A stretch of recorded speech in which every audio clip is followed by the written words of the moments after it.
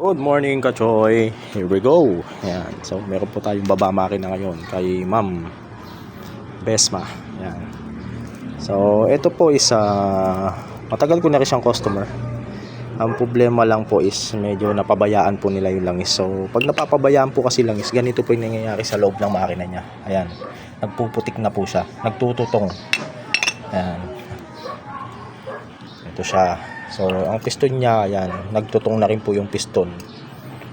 Ito po is hindi mo na po makukuha sa linis to. Kasi pag nilinis mo to, puputi siya, oo. Pero mag-uusok pa rin po siya. Ayan.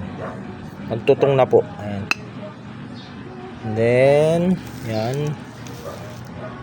Naka 18H. Ito lang kinaganda sa mga 18H na camshaft. Na kahit anong mangyari, hindi siya nauupod talaga. Ayan. Buong buo pa rin siya. Ang medyo nagka-problema lang po is yung cam follower niya. Ito. Nagkaroon ng upod. Ayan. So, ayan. Sa mga naghahanap ng metal cam, better po 18H, 18G. Mga yan. Yan ang mga tunay na matitibay na camshaft. Okay. So, ayan. Napakadumi ng makina. So, maglilinis muna tayo, Kachoy. Ayan. So, ayan po. Ang payo ko lang po is huwag niyo pong pabayaan yung langis. Lagi po kayo mag-change oil every 2 weeks if daily use po kayo. Okay? Tapos yun nga, iwasan po natin yung masyadong matagal bago mag-change oil. Yan. Tapos yung oil po natin, make it sure na original po yung nilalagay natin. Yan.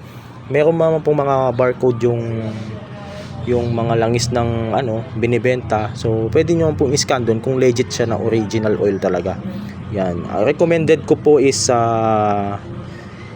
semi-synthetic, gagaya ng Motul, ganon, or Zik oil, RS8. Yan ang mga magaganda. Pero ako po kasi ang gamit ko po ngayon is Motul talaga. So pag nag-Motul po kayo,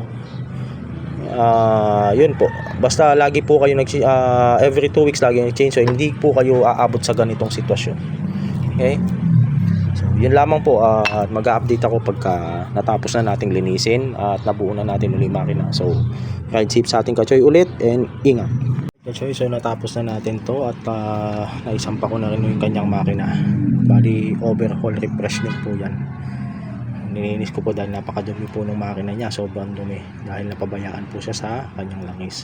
So inuulit ko po, huwag niyo pong tipirin sa langis. Every 2 weeks palit kayo. Tapos ingat kayo sa mga peking langis na nabibili. Maganda kung shell lang gamit nyo, rekta na kayo ng shell, o Petron, rekta na kayo ng Petron. So ang gamit ko po kasi is Motul. So yung sa Motul naman, meron siyang barcode. Scratch nyo yung barcode nya, pwede nyo i-scan para makasure kayo na original po siya. So ito na po siya. Push start po.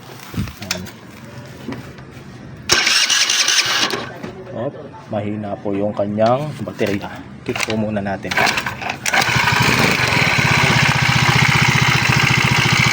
So ayan na po siya ngayon at umaandar na. Wala rin po siyang ito.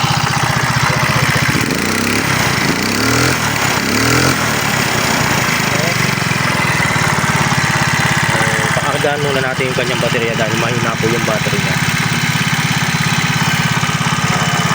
Ayos na po. Bali tatakpan na lang natin footboard, then retest natin pag okay na.